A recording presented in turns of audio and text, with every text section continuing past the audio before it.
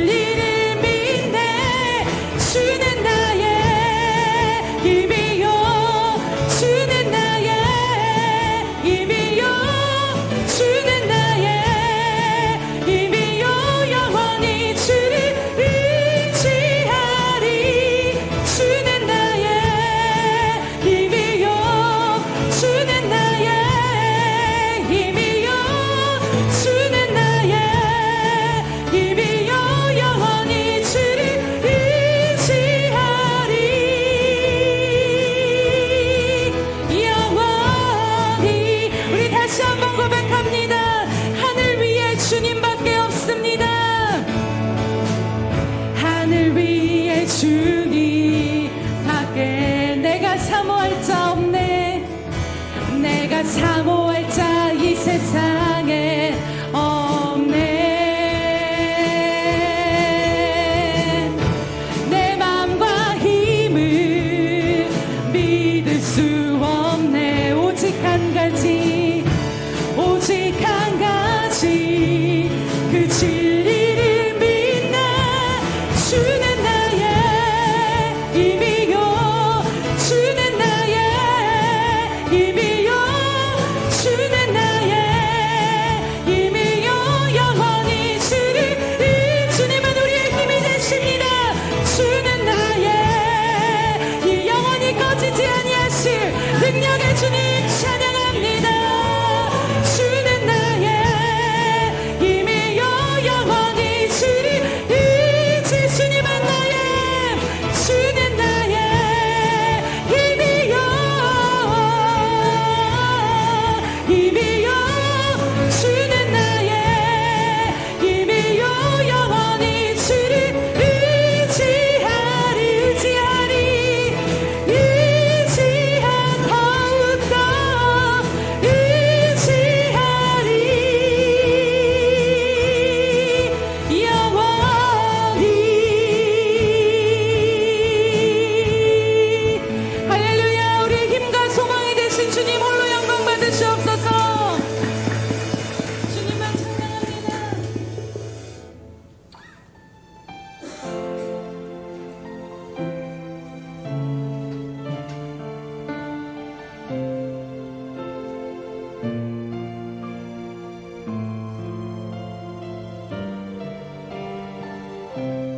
주 없이 살 수 없네. 죄인의 구주여, 그 귀한 보배 피로 날 구속하소서.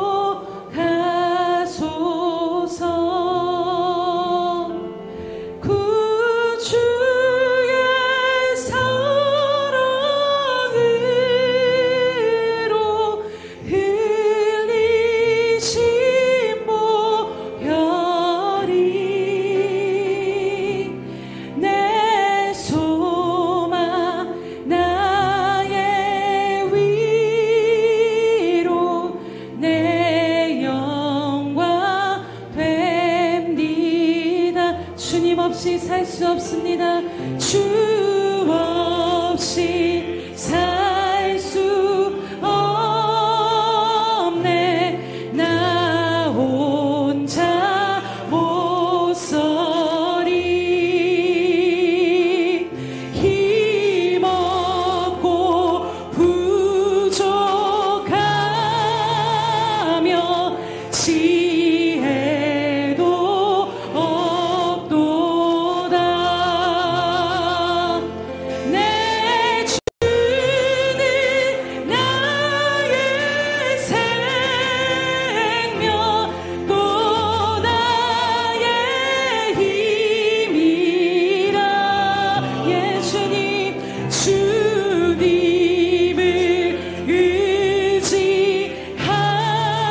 의지하여 지혜를 얻으리.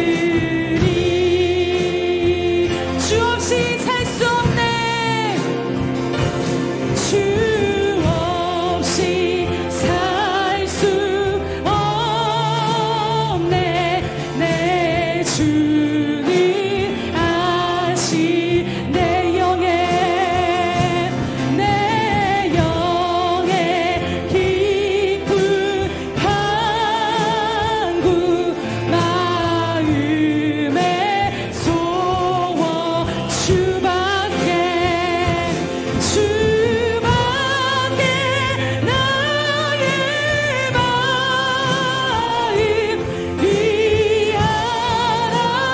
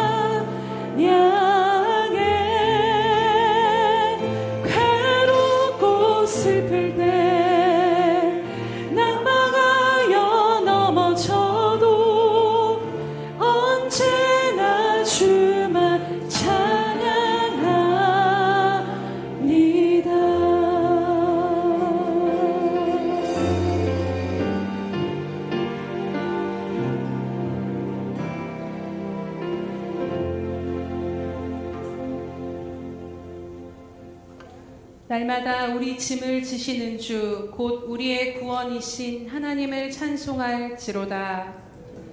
할렐루야. 날마다 우리의 짐을 지시며 우리의 인생을 신실하게 붙드시는 하나님을 찬양하며 경배드립니다. 그 하나님으로 인하여서 오늘도 기쁘고 즐거운 마음으로 주님만이 나의 힘이시며 소망이시며 모든 것 되심을 이 시간 전심을 다하여 주님 앞에 올려드리며 고백하며 나아가오니 주님 이 시간 홀로 영광받아 주시옵소서. 우리의 모든 것 되신 주님, 오늘 이 예배 가운데 좌정하시고 임재하여 주셔서 우리 모든 눈이 주를 바라보게 하시고 주님이 주시는 힘으로 다시 일어서는 이 시간 될 수 있도록 은혜 베풀어 주시옵소서. 감사드리며 예수님의 이름으로 기도드립니다. 아멘. 사도신경으로 우리의 신앙을 주님 앞에 고백하겠습니다. 전능하사 천지를 만드신 하나님 아버지를 내가 믿사오며 그 외아들 우리 주 예수 그리스도를 믿사오니 이는 성령으로 잉태하사 동정녀 마리아에게 나시고 본디오 빌라도에게 고난을 받으사 십자가에 못 박혀 죽으시고 장사한 지 사흘 만에 죽은 자 가운데서 다시 살아나시며 하늘에 오르사 전능하신 하나님 우편에 앉아 계시다가 저리로서 산자와 죽은 자를 심판하러 오시리라. 성령을 믿사오며 거룩한 공회와 성도가 서로 교통하는 것과 죄를 사하여 주시는 것과 몸이 다시 사는 것과 영원히 사는 것을 믿사옵나이다. 아멘.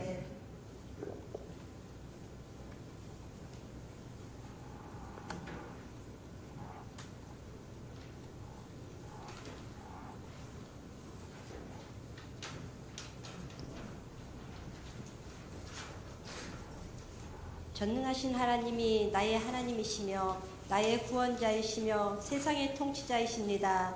그 하나님께 예배와 찬양과 영광을 올려드리니 받아 주시옵소서. 하나님, 지성소 구름 날개 아래에 임하신 하나님께서 이 시간 이곳에 가득 임재하여 주시어서 이곳에 주의 영광이 가득하게 하여 주시옵소서. 한량없는 은혜를 내려 주시길 원합니다. 하나님, 지금 이 시간 우리들의 죄 많은 인생 속에서 살아가는 우리들이 오니 주의 기름 부음으로 깨끗하게 씻겨 주시길 원합니다. 하나님의 거룩함으로 우리의 마음과 생각과 몸과 영 위에 부어 주시고 하나님의 지혜롭게 하나님이 주시는 그 지혜롭고 명철함으로 가득 채워 주시옵소서. 하나님, 예수평강교회를 지키시고 인도하시니 참으로 감사를 드립니다. 하나님, 올해부터 새로운 리더십으로 출발하였습니다. 목사님들을 위해 하나님의 성령의 충만함을 부어주시옵소서. 주의 음성을 들을 줄 알고 하나님의 지혜와 명철과 분별력과 판단력을 주시어 새로운 시대의 생명을 살리고 생명을 살리며 정말 교회에 귀하게 쓰임받는 하나님 앞에 귀하게 쓰임받는 목사님들에게 주님 도와주시옵소서. 저희들은 순종하며 아름다운 교회를 세워나가는 자들이 되게 하여 주시고 하나님의 백성이 되게 하여 주시옵소서. 믿음과 사랑으로 하나 되게 하옵소서. 늘 주의 말씀으로 우리가 새롭게 변화받아 우리의 심령 속에 샘물과 같은 성령이 늘 흘러 넘치고 내 가정 위에 넘치며 우리 교회 위에 넘쳐 정말 이 지역에 살아 넘치는 귀한 생명들 되게 주님 도와주시옵소서. 오늘도 말씀을 듣습니다. 전하시는 목사님 위에 영혼간을 강건하게 하옵시고 말씀 선포하시는 그 성령의 충만함으로 채워 주시옵소서. 주의 말씀만 선포되길 원합니다. 하나님의 뜻과 살아계심과 영원하심을 알게 하여 주시옵소서. 우리 심령 가운데 풍성하게 하시며 삶의 길이 회복되어지고 영이 살아나며 인생의 굽은 것이 펴지며 새로운 인생길을 열어주시는 귀한 시간 되게 축복하여 주시옵소서. 찬양대 위에 기름 부어 주시옵고 아름다운 찬양으로 영광 받아 주시옵소서. 오늘도 또한 빛이 없고 수고하는 손길들이 있습니다. 주의 손길로 만복으로 채워주시옵고 그들이 하는 수고가 주님이 기억하시고 헛되이 돌아가지 않도록 주님 복내려 주시옵소서. 오늘도 이 모양 저 모양 무거운 짐을 지고 왔사오니 다 주님 앞에 내려놓게 하시고 새로운 하나님의 공급하시는 힘으로 채워주시옵소서. 오늘도 주님 홀로 영광 받아 주실 줄 믿고 우리를 위하여 십자가에 못 박혀 죽으시고 사흘 만에 살아나신 예수 그리스도 이름으로 기도드렸습니다. 아멘.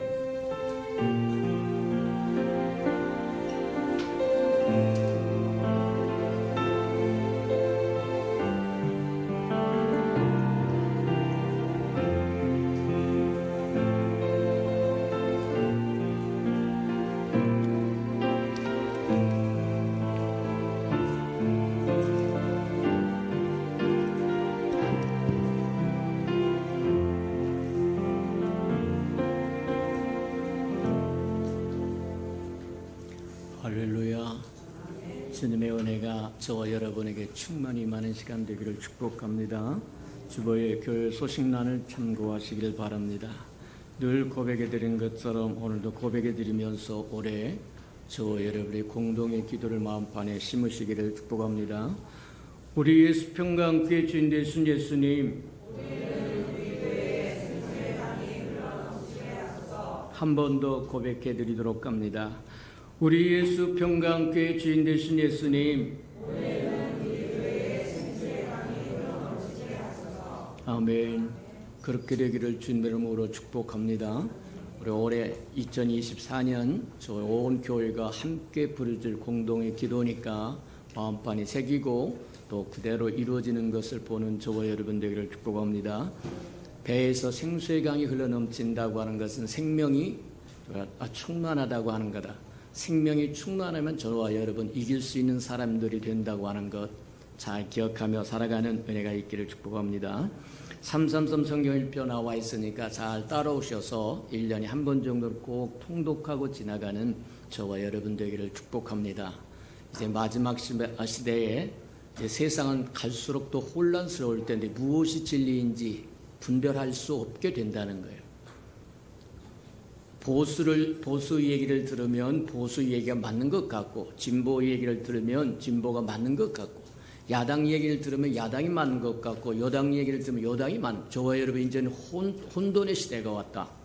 하나님 말씀 외에는 어떤 것도 진리가 아니라고 하는 것 기억해서 말씀으로 든든히 무장해서 다르게 살아가는 저와 여러분 되기를 축복합니다. 하늘의 시민권자답게 살아갈 수 있도록 말씀으로 재무장하시는 저와 여러분 되기를 축복합니다. 행사와 모임입니다. 오늘 오후 예배는 오후 예배 후에 지역교회 설 선물 또 전달 있으니까 함께 동참해 주시기 바랍니다. 오늘 오후 예배는 기관 예배로 드리니까 우리 이제 어린이부서 중고등부 청년대학부는 우리 5층에서 드리고 어른들은 4층에서 저와 함께 또 예배 드리도록 합니다. 자, 오늘 오후 예배 후에 운영위원회가 있으니까 함께 해 주시기 바랍니다. 운영원들 기억하여 주시기를 바랍니다. 자, 2월 11일에서 9일에서 11일 설 연휴 휴가가 있는데 2월 9일 날이 설 시작이라고 하는데 그날이 마침 금요일이라고 합니다.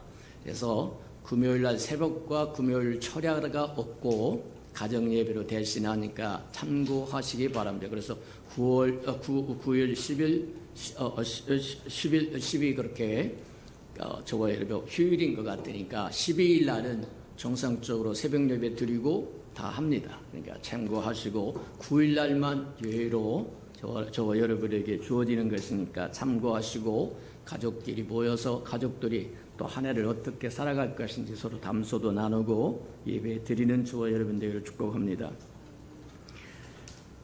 가족 기도 제목을 정리해서 제출해주면 1년 동안 안고 업고 품고 저희 가족들을 위해서 끊임없이 사역자들이 기도해 줄 테니까 다 제출해 주시기 바랍니다. 아이고 우리는 기도 필요 없어요. 세상에 기도 필요 없는 사람은 세상에 아무도 없습니다. 맞다. 저희를 기도가 필요하다고 하는 거 기억하고 우리 사역자들에게 다 내주시기를 바랍니다.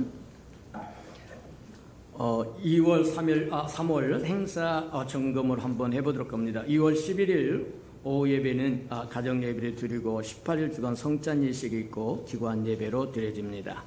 2월 20일 결산총회가 있고 샘도 예배가 있습니다. 이 결산총회에 다 동참할 수 있도록 그래서 성회가 이루어지도록 저 여러분 협력해 주시길 바랍니다. 그래서 2023년 이제 결산이 끝나면 새로운 리더십이 이제 우리 평강교를 이끌어가도록 되어 있으니까 저희를 참고하시고 다 동참해 주시기를 축복합니다. 자, 3월 3일 기도회가 있고 3월 10일 기관 예배가 있고 3월 17일 샘터 요리되고 있으니까 참고하셔서 또 온 성도들이 함께 즐거워 기뻐하는 시간 가지시길 바랍니다. 3월 24일 기관 예배 있고 운영위원회 있고 3월 25일에서 29일 주간 부활절 특세 고난주간 시작이니까 참고하시고 또 이번 2024년 저희를 새로운 마음으로 또 새롭게 주님 앞에 나가는 저와 여러분들을 축복합니다. 3월 31일 주간이 부활절 주간이고 성찬일식 있고 달갈 전도가 있으니까 참고해 주시기 바랍니다. 매년 설과 또 추석에 65세 이상인 분들에게는 또 교회에서 조그마한 선물로 또 이렇게 섬기고 있으니까 그리 아시기 바랍니다. 65세 스스로 65세 되시 이상 된 분 앞으로 다 나오시기 바랍니다. 우리 김효견 권사님, 김영애 집사님, 고현숙 권사님, 이순학 권사님, 서필석 안수 집사님, 정옥자 집사님, 하태성 집사님, 그다음에 황종옥 권사님, 김호김 권사님, 임경자 권사님, 박순재 집사님, 변혜임 집사님, 이승석 집사님 앞으로 나오시기 바랍니다. 자, 호명되신 분 앞으로 다 나오시기 바랍니다. 자, 시간이 없으니까 자, 65세 되신 분은 스스로 다 나오도록 하세요. 자, 빨리 나오도록 하세요. 자, 65세 여기 이름이 빠졌어도 65세 되신 분은 다 나오도록 하세요.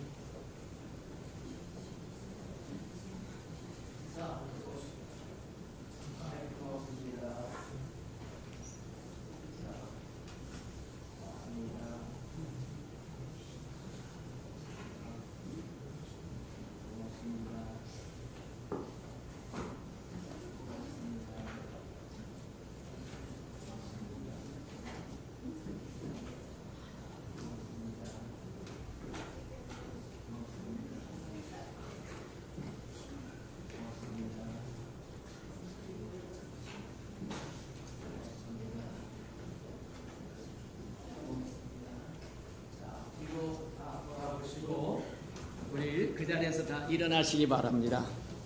우리 설 명절 잘 세세요. 그러고 우리 서로 인사하도록 합니다. 차렷 인사. 그래요. 새해 복 많이 받으시다. 자, 들어가시기 바랍니다. 크게 박수로 환영해 주시고 우리 귀한 우리 어르신들이니까 또 설 명절에 하나님의 은혜가 충만하도록 서로 위하여 기도해 주시고 그리하시는 은혜가 있기를 축복합니다. 하나님의 말씀 봉독해 드리도록 합니다. 시편 16편 1절에서 11절까지 저와 함께 교독해 보도록 합니다. 구약성경 811면이나 12면 정도 있습니다. 시편 16편 1절에서 끝절까지 저와 함께 교독하도록 합니다. 시편 16편 1절입니다. 하나님이여 나를 지켜주소서. 내가 죽게 피하나이다.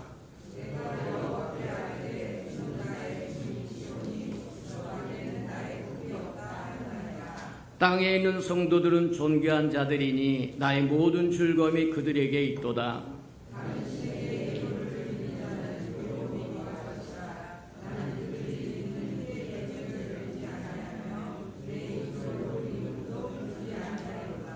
여호와는 나의 산업과 나의 잔의 소득이시니 나의 분깃을 지키시나이다.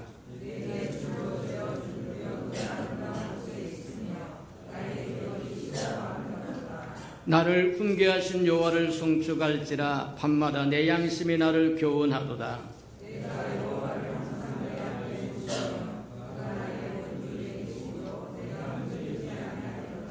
이러므로 나의 마음이 기쁘고 나의 영도 즐거워하며 내 육체도 안전히 살리니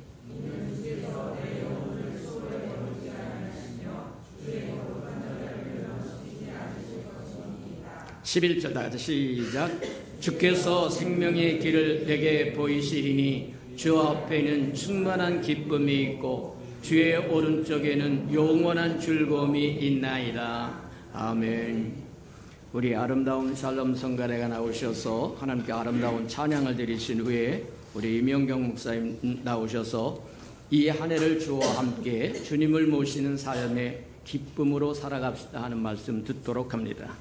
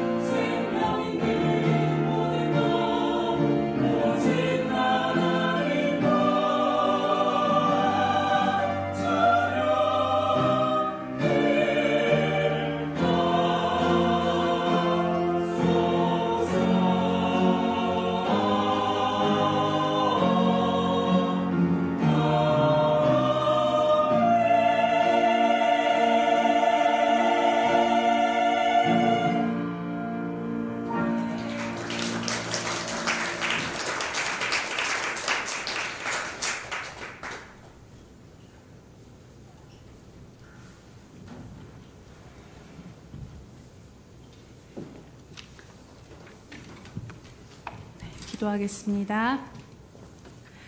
할렐루야. 주님 한 분만이 우리의 소망 되시며 우리의 모든 것 되심을 또한 고백하며 주님 앞에 예배함으로 나아갑니다. 주님, 주님이 말씀하시지 아니하시면 우리가 살 소망이 없기에 오늘도 이 시간 주 앞에 엎드려 주의 말씀을 듣기 위해 모였습니다.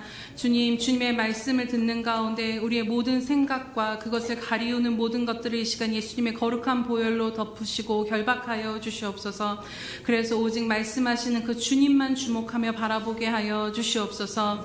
주님, 부족한 종은 가리워 주시옵시고 이 시간 각 사람 심령 가운데 주께서 말씀으로 말씀하심으로 말미암아 각 사람 심령을 향한 또 우리 교회를 향한 주님의 뜻을 이루어 주시옵소서. 감사드리며 예수님의 이름으로 기도드립니다. 아멘. 할렐루야. 네. 이 한 해를 주와 함께 어떻게 살아갈 것인가, 오늘이 세 번째 말씀이고요. 지난 두 번의 말씀들을 잠깐 우리가 한번 돌아보며 나아가기를 원합니다. 첫 번째로 우리가 나눴던 것 기억하십니까?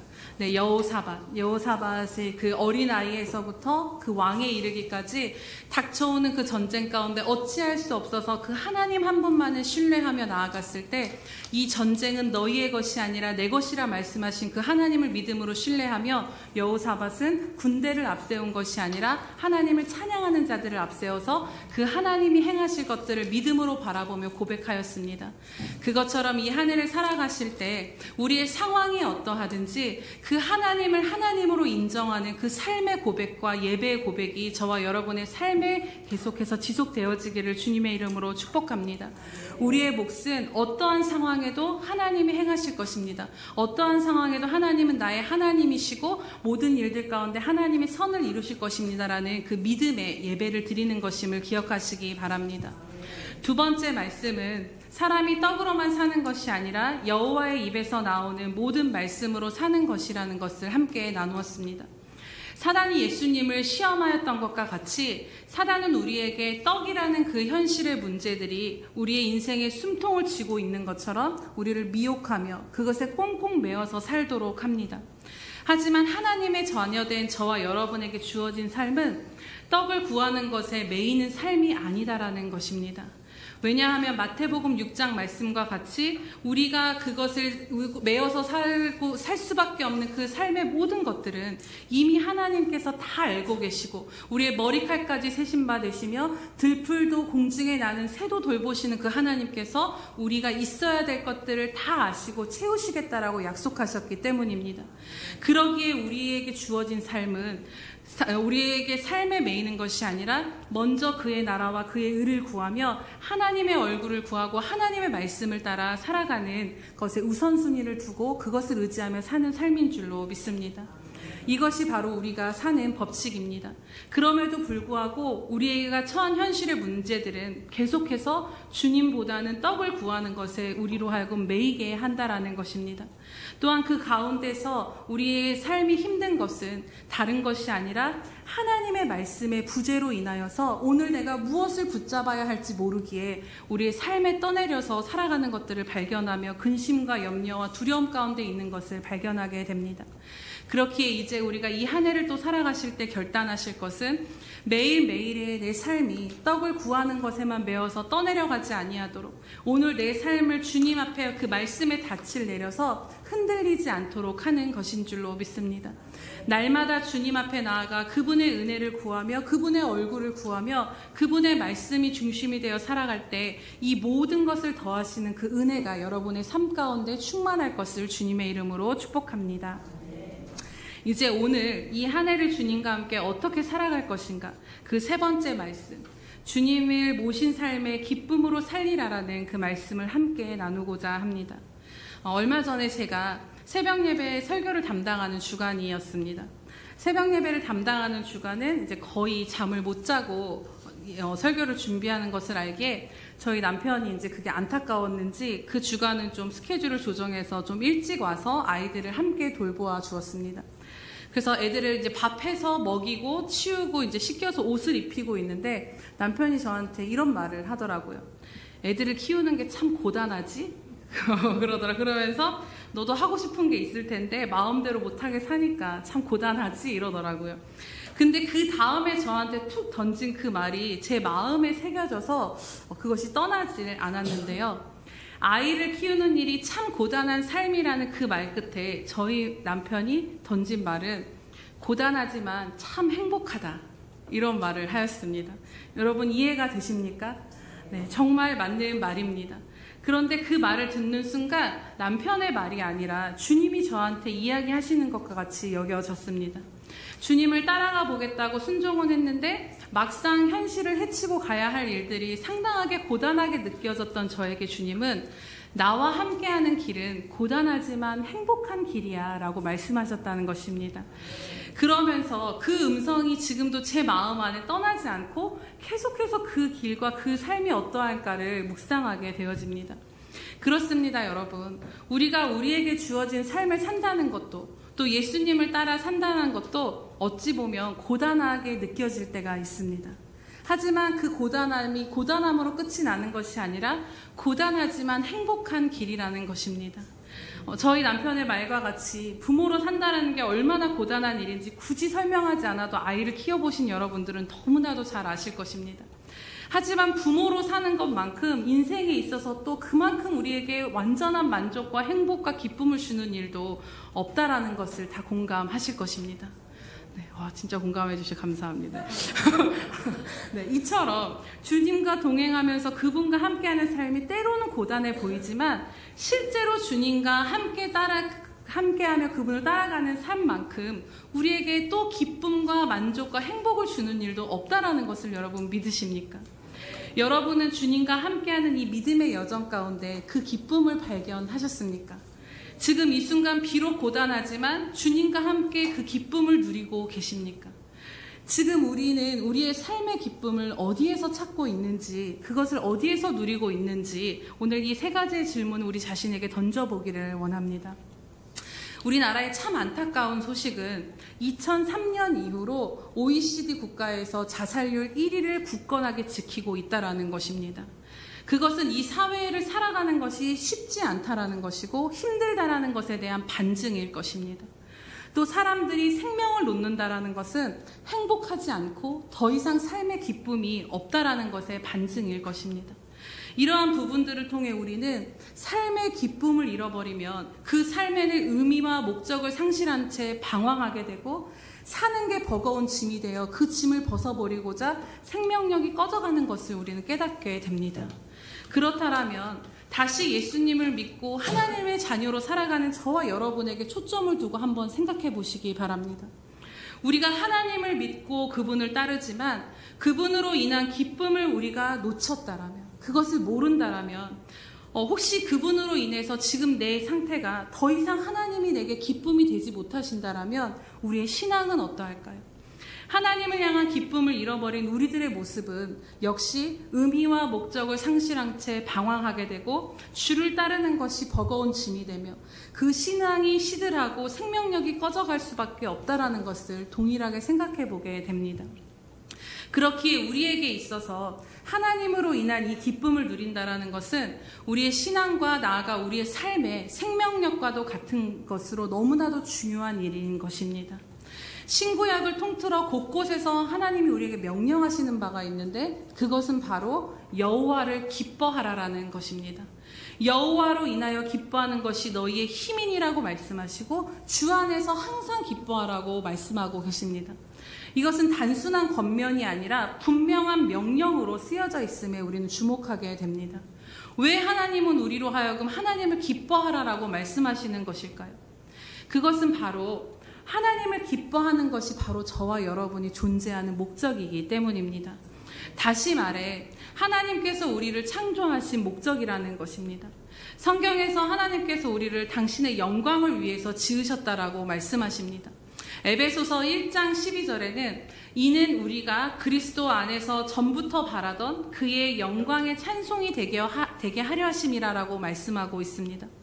또 이사야 43장 7절에 보면 내 이름으로 불려지는 모든 자 곧 내가 내 영광을 위하여 창조하는 자를 오게 하라. 그를 내가 지었고 그를 내가 만들었다라고 말씀하십니다. 웨인 그루뎀의 조직신학이라는 그 책에 보면 인간론에서 인간의 창조 목적에 대해서 이렇게 말을 하고 있습니다. 하나님 편에서 생각해보면 그분은 우리를 지으실 필요가 없었고 어떤 이유에서도 우리를 필요로 하지 않으시는 분이 바로 하나님이시라는 것이죠. 하지만 우리를 하나님의 영광을 위해 지으심으로써 우리를 하나님께 너무나도 중요한 존재로 그 목적을 가지고 지어주셨다라는 것입니다. 그렇다면 그렇게 하나님께 중요한 존재가 된 우리들의 삶의 목적은 무엇이겠습니까? 그것은 바로 하나님께서 우리의 지으신 그 목적을 충족시켜드리는 것, 곧 하나님을 영화롭게 하는 것이라고 말하고 있습니다. 그리고 하나님을 영화롭게 하는 것은 곧 하나님을 우리가 기뻐하는 삶이라고 조직신학 그 책에 나와 있습니다. 우리가 하나님을 즐거워하고 하나님과의 관계 안에서 그분을 기뻐할 때 하나님이 크게 기뻐하시고 이것이야말로 우리에게 가장 큰 복이자 행복이라는 것입니다. 또 웨스트민스터 소요리 문답 그 1번의 질문을 보면 사람의 제일 되는 목적은 무엇입니까? 그것에 대한 답은 이렇습니다. 사람의 제일 되는 목적은 하나님을 영화롭게 하고 하나님으로 말미암아 영원히 즐거워하는 것이라는 것입니다. 좀 더 쉽게 생각해 보면 부모의 그 입장에서 여러분 한번 생각해 보시기 바랍니다. 부모가 언제 부모로서 가장 행복하고 부모로서의 영광을 받겠습니까? 제 경우에는 요즘에 아이들이 말을 잘 표현하면서 갑자기 놀다가 와서 저한테 엄마 진짜 사랑해? 엄마 너무 사랑해? 표현이 안 돼? 이러면서 갈 때가 있습니다. 그러면은 그 넘치는 표정을 보면서 엄마를 사랑하는 마음이 막 넘치는데 어떻게 표현이 안 되는 그 모습을 볼 때 정말 내가 이 아이한테 사랑받고 있구나, 그 마음에 기쁨이 옵니다. 또 뭐든 엄마랑 할래, 아빠랑 좀 해, 엄마랑 할래, 엄마랑 이렇게 하면은 마음속으로는 제발 아빠한테 가라라는 마음이 들지만 그럼에도 불구하고 그게 나를 찾는 게 엄마랑 하고 싶어하는 그것들을 필요로 한다라는 게 좋다라는 것입니다. 또 다른 사람들이랑 잘 놀다가도 결정적인 순간에는 결국 엄마 품으로 와서 엄마 없이는 안 된다라는 것들을, 엄마 안에서 안정감을 찾을 때 엄마로서 참 행복함을 느낍니다. 누군가에게 이토록 내가 전부가 될 수 있고 누군가에게 이토록 소중한 기쁨과 만족이 되는 사람이라는 것이 그렇게 엄마인 저를 행복하게 할 수가 없고 제가 참 소중한 존재이구나를 평생 가운데 아이들을 통해서 깨닫게 되고 있습니다. 그래서 이 아이들의 부모가 된 게 참 영광스럽구나. 아이들이 나를 기뻐해주고 나를 사랑해주는 것 자체가 나에게 부모로서 주는 이 아이들의 모든 보상이구나를 깨닫게 되어집니다. 사랑하는 여러분, 우리 아버지 되신 하나님의 마음도 그러하지 아니하실까 생각이 되어집니다. 정말 우리가 하나님이 내 아버지라서 너무 좋고 무슨 일이 생기면 내 아버지인 그분한테 가장 먼저 찾아가서 하나님 없이 난 살 수 없어요 라고 그분 바지가랑이를 붙잡고 그분만을 붙들고 또 다른 것이 없어도 하나님만 계시면 돼요 라는 그 고백 가운데 우리가 살아갈 때 그것을 통해 하나님이 우리에게 영광을 받으신다라는 것입니다. 그것을 통해 하나님은 아버지로서 영광을 받으시고 우리를 지으신 창조주로서의 영광을 받으시지 않으시겠습니까? 하나님은 우리의 어떤 행위로만 영광을 받으시는 게 아닙니다. 더 중요한 것은 우리의 마음을 원하시고 그 마음에 주목하고 마음을 받기를 원하신다라는 것입니다. 이것은 사람과의 관계도 생각해보면 그렇습니다. 온전치 못해도 하나님이 내게 너무 소중하시기에 그분의 말씀을 무시할 수 없어도 힘들고 어려워도 그분의 말씀에 순종해보고 또 뭘 주셔서가 아니라 그냥 하나님이 좋고 감사해서 예배드리고 헌신할 때 무얼 드려서가 아니라 하나님을 하나님으로 생각하고 사랑하는 그 작은 마음을 하나님께서 받으시고 그걸 통해 영광을 받으신다라는 것입니다. 그렇기에 어쩌면 우리가 하나님을 향한 이 마음이 상실된 채 아무리 많은 수고와 헌신과 열심을 하고 있다라면 그것은 결국 율법적이고 종교적인 것밖에는 마음을 들이지 못하기에 그렇게밖에는 될 수 없을 것입니다. 때론 겉으로 우리가 변함없이 열심을 다해 헌신을 하지만 정작 우리 마음 안에는 하나님을 기뻐하지 못할 때가 있습니다. 그분으로 인한 기쁨은 상실된 채 의무적으로 메마른 상태에서 짐스럽게 주의 일을 감당하기도 합니다. 저도 그러한 때가 있었습니다. 또 회사에서 퇴근한 것과 같이 교회에서 삶으로 퇴근하듯 실제 삶에서는 하나님을 누리지 못하고 하나님으로부터 벗어난 메마른 삶을 살 때도 있습니다. 또 하나님은 언제나 나를 주시하고 잘못하면 뭐라고 하시는 그 상사의 이미지로 우리가 생각이 되어져서 그 불편한 하나님 안에 안식하지 못하고 그 하나님을 좀 벗어나서 숨어버리는 영역을 만들기도 합니다. 겉으로는 하나님의 영광을 위해 사는 모습이 있지만 실제로는 그분 존재 자체를 우리가 기뻐하고 누리지 못하므로 그분을 사랑함이 우리의 동기가 되어지지 못한 채 어쩌면 하나님의 영광과는 멀어진 삶을 살고 있는지를 다시 한번 우리 자신을 돌아보게 됩니다. 그렇기에 혹시라도 우리 안에 지금 이 하나님으로 인한 기쁨이 누려지지 않는다면, 하나님이 더 이상 내 삶의 동기가 되어지지 않고 그분이 더 이상 기쁘지 않다라면 우리의 근본적인 존재의 목적인 이 기쁨의 회복을 위해 우리는 주님의 은혜가 필요함을 다시 한번 깊이 깨닫기를 원합니다. 그렇다면 오늘 시편 16편의 말씀을 통해 어떻게 고단함 중에도 주님으로 인해 기뻐할 수 있는지를 함께 그 답을 얻고자 합니다. 주님이 우리에게 도대체 어떠한 존재가 되시기에 어떠한 상황에서도 그분과 함께하면 고단한 중에도 행복하다라는 고백을 할 수 있다라고 말씀하시는 것입니까? 오늘 시편 16편은 다윗이 쓴 시입니다. 1절에 보면 하나님이여 나를 지켜주소서, 내가 주께 피하나이다 라고 고백합니다. 이것을 고백하는 것으로 볼 때 이 시를 쓰고 있는 다윗의 상황은 하나님의 도우심과 보호하심이 절실하게 필요한 어려운 상황 가운데 있었을 것입니다. 그런 어려운 가운데 처했을 때 분명 다윗의 지금 현 상황은 정말 현실을 견디기가 힘들고 버겁고 고단했을 것입니다. 그런데 16편을 여러분이 보셔서 아시겠지만 이 뒤에 고백하는 것을 보게 되면 다윗은 그 상황 속에서 주님으로 인해 자신의 마음이 기쁘고 자신의 영이 즐겁다라고 고백하고 있다라는 것입니다. 9절에 보시면 이러므로 나의 마음이 기쁘고 나의 영도 즐거워하며 내 육체도 안전히 살린다라고 말씀하고 있습니다. 지금까지 우리가 나눴던 것과 같이 정말 고단하지만 주님이 함께 하심으로 행복한 삶을 살았다라는 고백인 것입니다. 그렇다면 다윗은 어떻게 어렵고 고단한 상황 속에서도 주님으로 인해 마음이 기쁘고 그 영이 즐거운 삶을 살 수 있었을까요?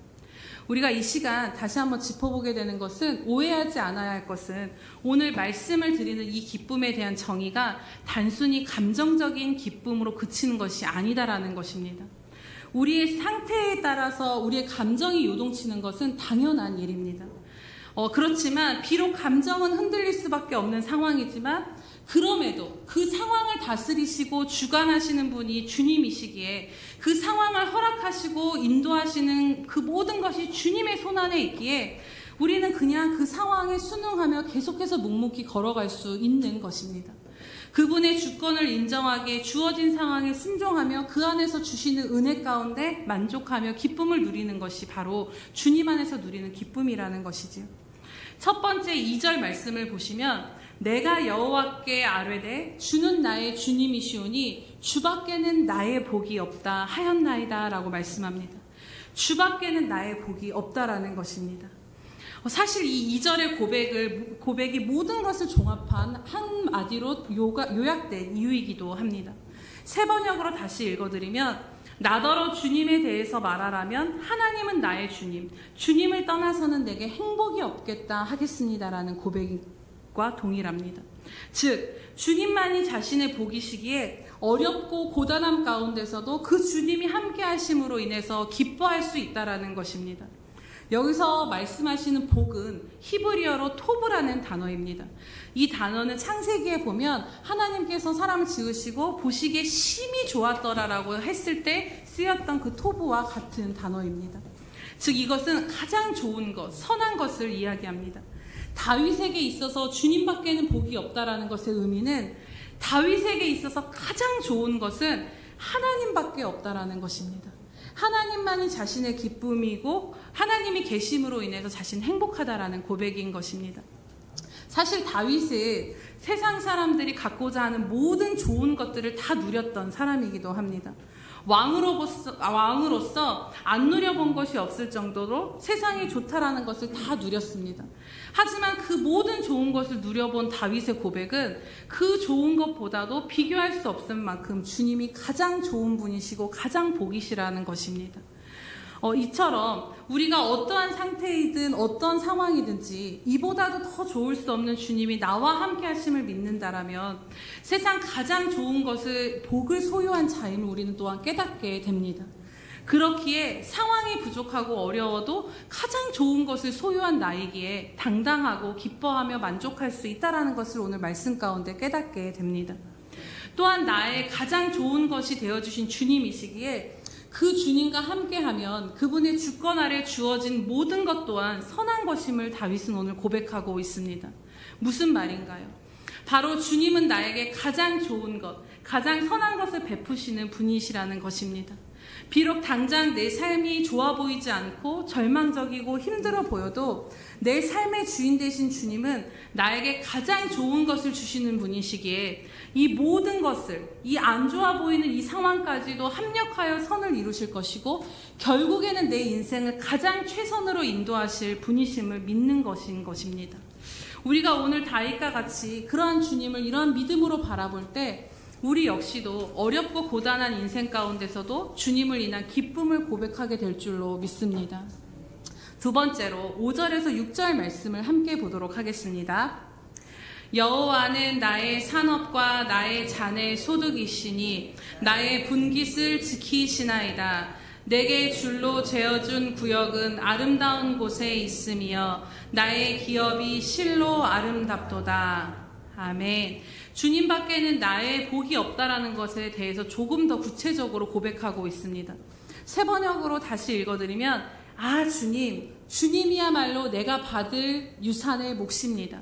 주님께서 나에게 필요한 모든 복을 내려주십니다. 나의 미래는 주님이 책임지십니다. 줄로 재어서 나에게 주신 그 땅은 기름진 곳입니다. 참으로 나는 빛나는 유산을 물려받았습니다라고 다윗이 고백하고 있습니다. 산업, 잔의 소득, 분깃은 동일한 의미를 가지고 있습니다. 그것은 바로 기업 혹은 자신이 받을 몫이라는 이야기인 것입니다. 즉 다윗의 고백은 하나님 그분 자체가 자신이 받을 기업이고 유산의 몫이 되어 주신다라는 것입니다. 오늘 다윗의 이 고백을 통해 우리 인생에서 우리가 받을 몫은 어떤 부도 명예도 아니고 다른 어떤 것이 아니라 바로 주님 자체이구나를 깨달을 수 있습니다. 그 주님이시면 우리도 충분한 것이구나를 깨닫게 되는 것입니다. 왜냐하면 그분이 필요한 모든 것을 채우시고 가장 좋은 것으로 공급해 주시기 때문입니다. 그러나 우리는 우리에게 주어진 몫에 대해 때로는 불만족스럽게 생각할 때가 참 많은 것 같습니다. 그렇기에 인생이 힘들고 고달픕니다. 더 가져야 하는데, 이것이 해결돼야 하는데, 이것으로는 부족한데, 얻으려 아무리 애써도 그것이 잘 취해지지 않기 때문입니다. 그러나 정작 우리에게 하나님이 주신 유산의 목, 가장 좋은 것은 다른 부수적인 것이 아니라 주님 그분을 이미 우리에게 주셨다라는 것입니다. 사실 생각해보면 모든 것의 주인이 되시고 모든 것을 다 가지신 그 주님을 가진다라는 것은 결국 모든 것을 가진 것과 다름없는 가장 완전한 유산임을 다시 한번 기억하시기 바랍니다. 제가 몇 주 전에 제 마음에 시험이라 여겨지는 일들을 경험하게 되었습니다. 이제 담임 사역을 감당해야 하는데 이게 진짜 영적인 공격인가 보구나를 실제적으로 깨닫게 되었습니다. 그러면서 앞으로 이 수많은 공격 가운데 내가 이것을 홀로 감당이 될까라는 생각에 정말 중보기도가 나를 위해 기도해 줄 사람들이 얼마나 될까 너무나도 필요하구나를 깨닫게 되었습니다. 마음이 눌리고 낙심이 되고 흔들리니까요. 갑자기 두려움이 막 밀려오더라고요. 앞으로 감당해야 될 사역을 감당해 나갈 때 얼마나 영적인 공격들이 심할까.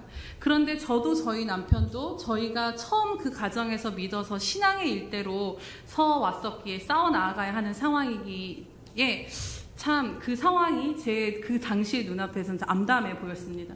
정말 믿음의 몇 대 가문 가운데 세워진 주의 종들은 부모가 또 그 선대들이 쌓은 기도의 유산이 정말 풍성해서 그것이 그들의 사역 가운데 큰 힘이 된다는데 나는 영적인 유산도 없고 이 싸움을 어떻게 감당해 나아가야 하는 생각이 갑자기 막 들어서 주님 앞에 울면서 기도를 하게 되었습니다. 그리고 그날 기도를 할 때 제가 말씀을 묵상하기 위해서 새번역 성경을 이 16편을 펴놓고 기도를 했는데요. 기도를 다 하고 이제 그 말씀을 딱 보는데 16편을 읽는데 그 5절 말씀이 제 마음 안에 깊이 새겨졌습니다. 주님이야말로 내가 받을 몫에 받을 유산의 몫이라는 것입니다. 그러면서 주님이 제 안에 내가 너의 유산이잖아. 내가 너의 영적 유산이야 라고 말씀하시는 것 같았습니다. 그러면서 펑펑 울었는데요. 그때 제가 깨닫게 된 것은 그렇지. 모든 영적인 전쟁에서 완전하게 승리하신 그 주님이 나의 유산의 몫이시기에 비록 가문의 영적으로 받은 유산이 없다 해도 나를 위해 강하게 기도해 줄 사람이 부족하다 해도 아무런 문제가 되지 않는다라는 것입니다. 제게 주어진 길 가운데 어떠한 영적 싸움이 강하게 다가온다 해도 내 안에 주님이 계시기에 이미 그분을 내가 유산으로 받았기에 그분 한 분만이면 충분하고 승리할 수 있다라는 확신이 들면서 며칠을 낙심하고 주저앉아 있었던 그 자리에서 털고 일어나게 되었습니다. 그리고 상황은 바뀌지 않았지만 나의 유산의 몫이 되신 주님으로 인해 또 기쁨으로 주어진 길을 가도록 하나님께서 힘을 부어주신 것을 경험하게 되었습니다. 오늘 다윗이 자신에게 줄로 재어주신 그 구역이 아름답고 만족하다라고 고백할 수 있었던 것도 다른 어떤 것이 아니라 그 모든 것을 주신 주님이 자신의 기업이시기에 그분이 허락하신 모든 것이 좋은 것으로 만족할 수 있다라는 고백인 것입니다. 그렇습니다, 여러분. 이 세상을 살면서 내가 받은 것이 그리고 내가 손에 쥔 것이 내게 주어진 것이 다른 사람에 비해 풍성하지 않고 너무 작아 보이고 없어 보여도 괜찮다라는 것입니다. 왜냐하면 주님이 저와 여러분의 받을 유산의 몫이 되어주시기 때문입니다. 가난해도 부족해도 혼자여도 지극히 평범하고 무명이어도 우리는 늘 당당하게 살아갈 수 있습니다. 왜냐하면 모든 것을 가지신 그 주님을 이 세상의 것들과는 비교할 수 없는 그 주님을 유산으로 받은 저와 여러분이기 때문입니다. 이미 우리는 내 안에 계신 예수님으로 인해 부족함이 없는 그 은혜와 축복 속에 살아가고 있음을 믿으시기를 축복합니다. 그렇기에 내 유산의 몫이 되신 그 주님을 바라볼 수 있다면 지금 이 고단하고 부족해 보이는 이 어려운 삶 가운데서도 주님이 함께 하심으로 인해 나는 기뻐할 수 있다는 것입니다. 세 번째로 7절에 보면 나를 훈계하신 여호와를 송축할지라 밤마다 내 양심이 나를 교훈하도다 라고 말씀하고 있습니다. 이것을 좀 더 세번역으로 원어에 가깝게 읽어드리면 주님께서 날마다 좋은 생각을 주시며 밤마다 나의 마음에 교훈을 주시니 내가 주님을 찬양합니다 라고 말씀하고 있습니다. 무슨 말씀인가요? 우리가 사는 삶이 홀로 사는 것이 아니라 주님이 나와 함께 하시는 것이 실제라는 것입니다. 그분은 매 순간 우리와 함께 하시며 필요한 것들을 알려주시고 깨닫게 하시고 교훈하여 주심으로 우리가 가는 길을 인도해 주시는 분이시라는 것입니다. 즉 비록 육안으로는 그 길이 분명히 보여지진 않지만 내 인생의 주인이 내가 아니라 주님이시기에 그분을 의지하면 그 주님이 내 인생을 책임지시고 가야 할 길로 우리를 인도하시며 나아가게 하실 것이기 때문입니다. 그 주님이 밤마다 내 마음의 교훈을 주심으로 우리의 걸음이 어긋나면 그 걸음을 수정해 주시고 또 날마다 좋은 생각을 주셔서 우리에게 평강으로 우리를 붙들어 주시기에 보이지 않고 가늠할 수 없는 고단한 인생길 가운데서도 날마다 매 순간 세밀하게 인도하시며 말씀하시는 그 주님으로 인해 우리는 기뻐할 수 있는 것입니다. 결국 오늘 다윗이 도움이 간절히 필요한 절박하고 어렵고 고단한 상황에서도 기뻐하고 즐거워할 수 있었던 이유의 모든 것이 바로 주님이 되셨던 것을 여러분 기억하시기 바랍니다. 그 주님이 저와 여러분 안에 임하셔서 함께 살고 계시기에 가장 큰 복 예수님을 얻은 자들이 바로 저와 여러분이시기에 그 주님으로 인해 고단하지만 기쁘고 행복함을 고백할 수 있는 자들임을 오늘 말씀 가운데 믿음으로 취하시기를 주님의 이름으로 축복합니다. 그렇다면 마지막으로 우리의 기쁨의 이유가 되시는 주님과 함께 실제적으로 살아가려면 어떻게 하면 이 고단하지만 행복한 길을 우리가 실제적으로 살아갈 수 있겠느냐 하는 것입니다. 우리가 다윗의 인생을 생각해보면 여러 그가 겪었던 고단함과 이 어려움들은 저와 여러분이 겪는 인생의 어려움과 고단함과는 비교도 안 될 정도로 엄청나게 쉽지 않은 삶을 살았던 사람이 바로 다윗입니다. 그런데 그가 그러한 삶 속에서도 주님을 기뻐할 수 있었던 이유가 무엇이라고 오늘 말씀하고 있습니까? 우리 8절 말씀을 함께 보도록 하겠습니다. 내가 여호와를 항상 내 앞에 모심이여 그가 나의 오른쪽에 계심으로 내가 흔들리지 아니하리로다. 아멘. 즉 항상 내 앞에 모셨다라는 것은 눈에 보이지 않는 주님을 앞에 계신 주님으로 그는 바라보며 실제가 되어서 살았다라는 것입니다. 어떤 상황에서도 주님을 의지하고 주님만 주목하며 주님의 음성에 귀를 기울이며 그 모든 시선과 초점이 주님을 향해 있었음을 이 고백 가운데 우리는 보게 되는 것입니다. 그래서 다윗에게 있어서 주님은 관념 속에 어떤 이방 신들과 같이 보이지 않는 그러한 신이 아니라 다윗의 삶에 실제하셔서 정말로 사자가 와서 그 양들을 치려할 때 그 사자의 입을 찢으셔서 그 사자의 입에서 양을 구해내도록 지키시고 도우시는 하나님이시고, 만군의 여호와의 이름의 앞으로 그 이름을 가지고 골리앗 앞에 섰을 때 그 골리앗을 넘어뜨리시는 그 모든 하나님의 실제를 경험하면서 그 주님 안에 거하는 믿음으로 살았다라는 것입니다. 그랬기에 함께 하신 주님으로 인해 그가 주님이 내 옆에 계신 게 실제이기에 흔들릴 수 없었다라는 것입니다. 사랑하는 여러분, 우리는 다윗보다 더 주님과 친밀한 관계 가운데 있음을 여러분 아십니까? 예수님이 오심으로 이제 내 앞에 주님이 계신 것이 아니라 내 안에 주님이 임하여 계십니다.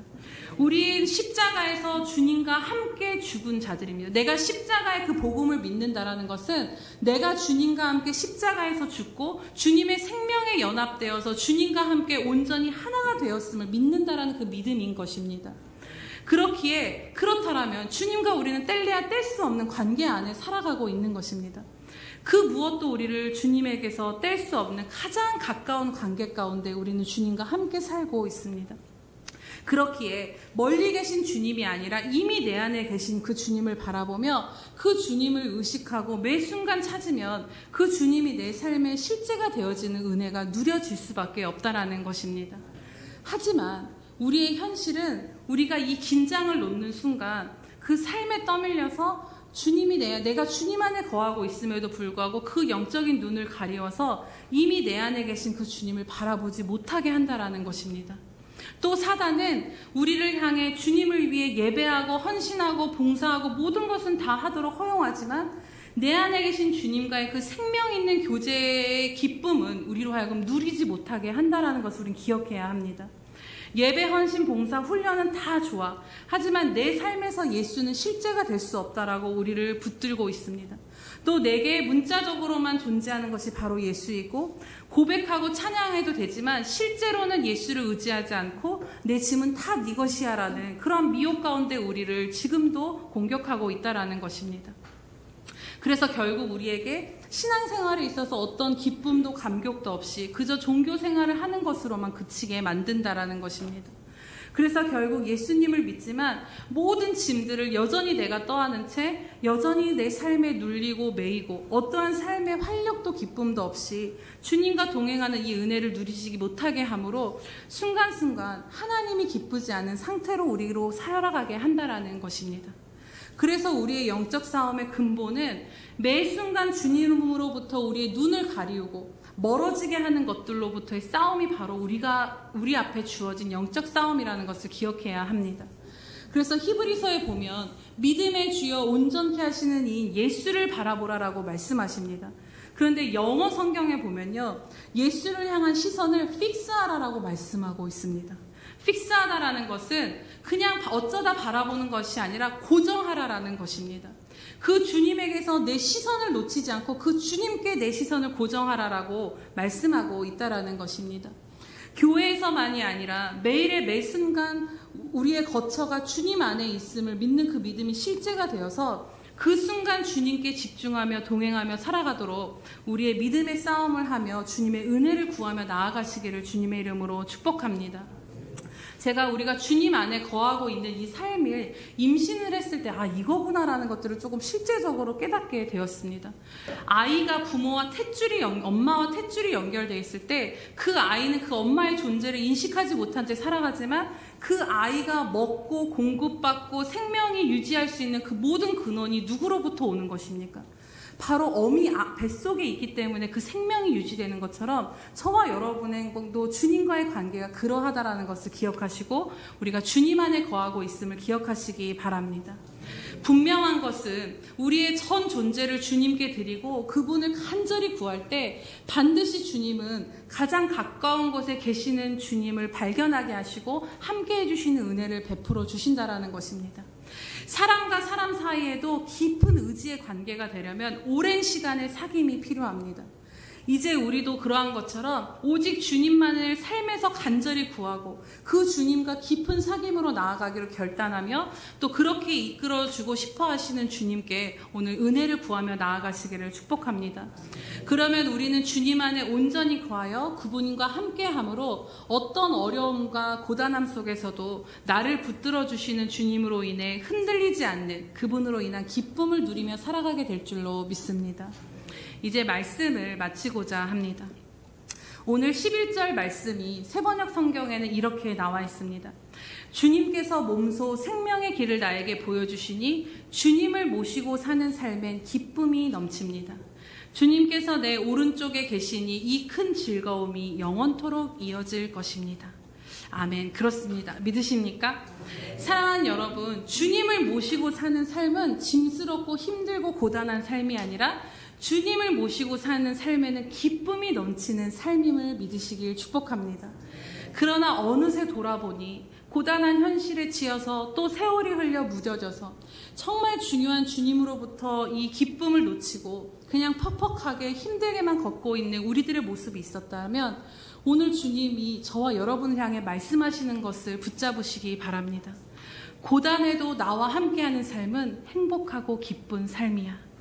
상황이 다른 그 무엇이 너를 기쁘게 하는 것이 아니라 오직 나만이 메마르고 고된 삶으로 가란 너의 심령의 생수가 되어줄 수 있고 오직 나만이 내가 숨을 쉬고 살아갈 수 있는 통로가 된다라고 말씀하시며 우리 안에 주님을 향한 이 기쁨을 부어주시기를 원하시고 오늘 그것을 회복시켜 주시기를 주님이 원하신다라고 믿습니다.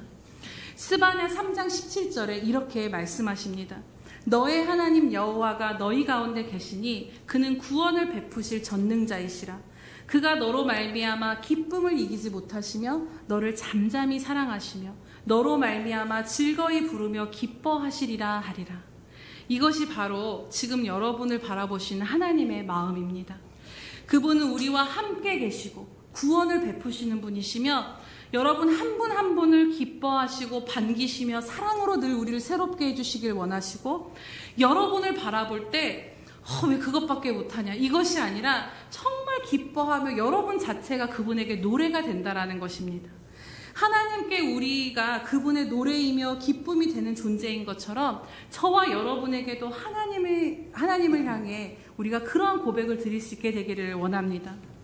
그 무엇과도 비교할 수 없이 너무나도 귀하신 주님, 먼저 우리를 죽기까지 사랑하신 그 사랑하심을 바라볼 때 우리의 전 존재를 다해 그분에게 사랑을 드려도 그분에게는 결코 아깝지 않고 다 표현할 수 없을 정도로의 우리의 마음을 드리며 나아가기를 원합니다. 그리고 우리도 다른 그 무엇보다 주님을 기뻐하며 고단함 중에도 그분으로 인한 기쁨이 멈춰지지 아니하여 그분을 바라보며 기뻐 노래하며 걷는 한 해로 나아가시기를 축복합니다. 그럴 때 우리의 고단한 인생길이 아득해 보였는데 사랑하는 내 주님과 함께 걷다 보니 어느새 이 길이 다 여기까지 맞춰졌구나를 주님 앞에 섰을 때 고백하게 되실 줄로 믿습니다. 우리가 사랑하는 사람과 높은 산을 오른다라고 생각해 보시기 바랍니다. 그 가파른 길을 걸어가는 순간은 숨이 허덕이고 너무나도 고되고 힘들지만 나중에 뒤돌아서 보면 그 사랑하는 사람과 그 힘든 산을 오르며 함께 손을 붙잡아주고 이야기하고 의지했던 그 모든 시간이 또 기쁨이 되고 행복한 추억이 되는 것과 같이 사랑하는 주님과 함께 거는 이 모든 믿음의 여정에 어느새 고단함은 사라지고 주님과 함께하는 추억과 흔적과 기쁨으로 가득한 우리의 삶으로 주님께서 인도해 주실 줄 믿고 기대하시기를 축복합니다. 우리 시간은 좀 되었지만 우리 찬양하고 기도하도록 하겠습니다. 네, 나의 사랑 나의 어여쁜 자야 일어나 함께 가자. 주님이 우리를 기뻐하시는 것과 같이 또 우리도 주님을 기뻐하며 그렇게 주님과 함께 걷기를 원합니다. 나의 사랑하는 자의 목소리 듣기 원하네. 나의 사랑 나의 어여쁜 자야. 바위 틈은 밀한 곳에서 듣기 원하네. 부드러운 주님의 음성. 나의 사랑하는 자의 목소리 듣기 원하네. 나의 사랑 나의 어여쁜 자야. 바위 틈은 밀한 곳에서 듣기 원하네. 부드러운 주님의 음성. 나의 사랑 나의 어여쁜 자야. 일어나 함께 가자. 나의 사랑 나의 어여쁜 자야. 일어나 함께 가. 우리 심령을 향해 고백함. 나의 사랑 나의 어여쁜 자야. 일어나 함께 가자. 나의 사랑 나의 어여쁜 자야. 일어나 함께 가자. 아멘. 우리 이 시간 기도하기를 원합니다. 주님은 어느새 세월이 지나서 무뎌져서 또 여러 가지 삶에 지쳐서 어느새 주님으로 인한 그 기쁨은 잃어버린 채 삶의 고단함만 남은 우리를 향해 다시 일어나 함께 가자라고 말씀하신 줄로 믿습니다. 내가 너를 기뻐하고 사랑하는 것과 같이 너도 나를 기뻐하며 사랑하는 이 길이 고단하지만 행복한 길이라고 우리에게 말씀하고 계십니다. 이 시간 기도하실 때 주님, 오늘 이 말씀에 우리가 믿음으로 반응하기를 원합니다. 주님, 고단하고 힘들고 매인 이 삶을 바라보는 것이 아니라 여전히 나와 함께 하셔서 내 유산이 되시고 내 모든 것과 내 모든 복이 되신 그 주님과 함께하는 삶으로 나아가도록 주님 이 시간 은혜를 베풀어 주시옵소서. 다시 주님으로 인하여서 넘치는 기쁨이 충만한 그 기쁨이 영원함을 누리며 이 길을 끝까지 갈 수 있게 달라고 우리 주여 한번 부르시면서 기도하겠습니다. 주여, 할렐루야. 살아계셔서 오늘도 우리와 함께 하시는 주님의 이름을 찬양하며 경배합니다.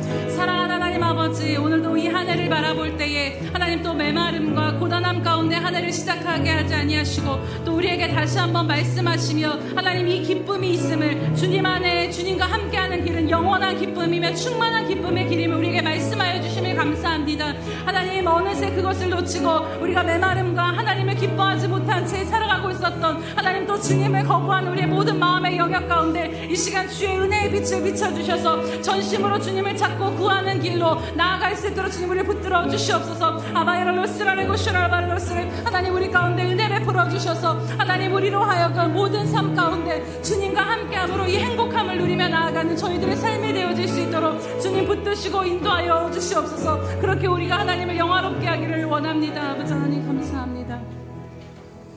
사랑하는 주님, 참으로 감사합니다. 주님, 또 모든 것을 놓치고 메마름 가운데 앉아 있었던 저희들을 향해 이제는 그 충만한 기쁨의 길로, 영원한 기쁨의 길로 우리에게 다시 나아가자라고 말씀하시는 그 음성에 감사하며 주님, 우리가 믿음으로 반응하기로 결단하며 나아갑니다. 주님, 주님과의 관계를 가로막고 있는 것들, 또 아버지 하나님의 모든 기쁨의 근원이 주님이 되어지지 못하도록 오늘도 주님 안에 있음에도 불구하고 우리의 눈과 시선을 가리우는 그 모든 것들로부터 주님 이 시간 예수님의 거룩한 보혈로 씻어주시옵시고 주시고 그 모든 결박과 매임으로 풀어주시고 자유케 하여 주시옵소서. 그래서 내가 주님 안에 거하고 있음을, 내 거처가 주님 안에 있음을 믿음으로 바라보며 날마다 밤마다 찾아오셔서 우리와 함께 하시고 동행하시며 우리의 삶을 붙드시며 우리에게 가장 좋은 것이 되어주시는 그 주님과 기꺼이 함께 걸어가며 주님이 나를 기뻐하시는 것과 같이 우리도 주님을 더욱 기뻐하고 사랑함으로 아버지 고단한 이 인생을 행복함을 누리며 살아가는 저희들 될 수 있도록 은혜로 붙들어 주시옵소서. 감사드리며 예수님의 이름으로 기도드립니다. 아멘.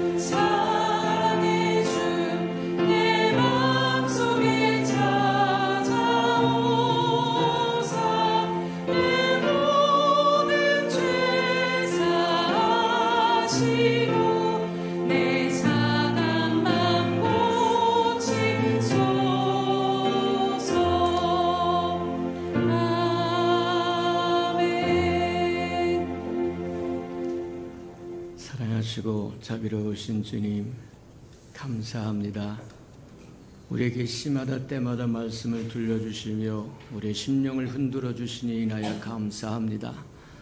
아들과 함께 다 주셨다고 말씀하시고 그 아들이 우리 안에 거하심에도 불구하고 하나님을 누리지 못하고 살았던 우리 허물과 죄를 용서하여 주시고 이제 주로 말미암아 즐거워할 줄 알고 기뻐할 줄 알고 희락을 느낄 줄 알도록 하나님 축복하시고 인도해 주옵소서. 하나님께서 아들과 함께 우리에게 주어진 것들을 다 누릴 수 있는 은혜가 있도록, 믿음이 있도록, 회복하도록 축복하시고 인도해 주옵소서. 주님 앞에 나올 때 빈손 들고 나오지 않고 주님이 명하신 11조 언약 들고 나왔사오리. 약속하신 것처럼 하늘문을 열고 저들의 곳간에 쌀 것이 없도록 쏟아 부어 주옵소서. 달마다 연마다 배가가 되어 그 풍성함으로 이 땅에 하나님의 아름다움을 드러내며 살아가도록 축복하시고 인도해 주옵소서. 자원하여 드린 예물이 주님 앞에 심겨져서 때가 되어 잎이 피고 꽃이 피어 하나님 앞에 100배로 주님 정말 누리게 하시고 또 드릴 수 있도록 축복하시고 인도해 주옵소서. 하나님, 또 우리가 정말 하나님의 교회를 위해서 건축 헌금 드립니다. 하나님의 연락하여 주시고 우리 예수평강교회 정말 우뚝 선 건물도 허락하여 주셔서 많은 생명을 건지는 놀라운 역사가 일어나도록 하나님 축복하시고 인도해 주옵소서. 하나님, 또 선교를 위하여 선교 헌금도 드립니다. 하나님, 복음을 실현한 마차 역할 감당하도록 축복하여 주시고 저들의 생업과 삶을 축복하여 모자람이 없도록 도복 주시고 인도해 주옵소서. 하나님, 또 감사헌금 드릴 뿐만 아니라 또 구제헌금도 드립니다. 하나님, 또 위로받아야 할 생명들이 위로받도록 하나님 축복하여 주시고 또 우리가 어려울 때 누군가의 손길을 통해서 또 공급하시는 은혜를 누리도록 축복하시고 인도해 주옵소서. 하나님, 감사합니다. 마음을 드리고 정성을 드리고 시간을 드리고 생명을 드리고 음식을 드릴 모든 손길 위에 좋은 곳으로 아름다운 곳으로 풍성히 채우시고 함께 하셔서 주님이 주신 그 기쁨을 누리도록 복내려 주시옵소서. 예수님의 이름으로 축복기도합니다. 아멘.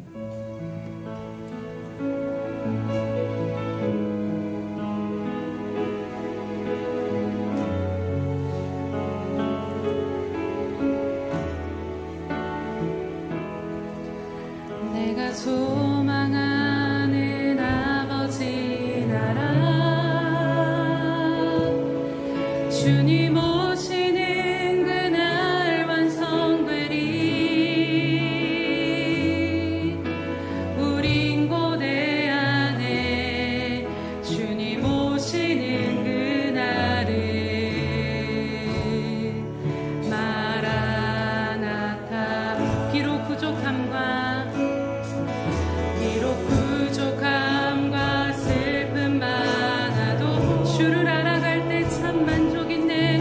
주를 알아갈 때 참 만족 있네. 우린 기대합니다. 우린 기대하네. 주님 오시는 그날을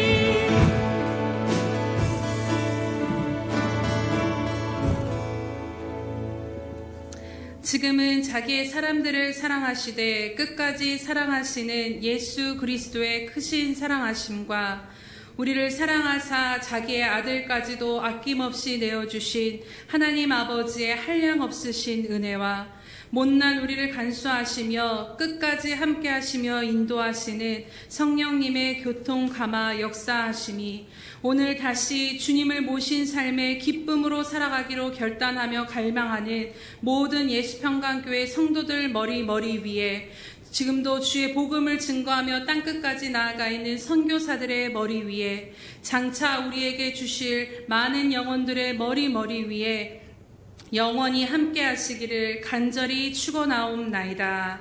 아멘.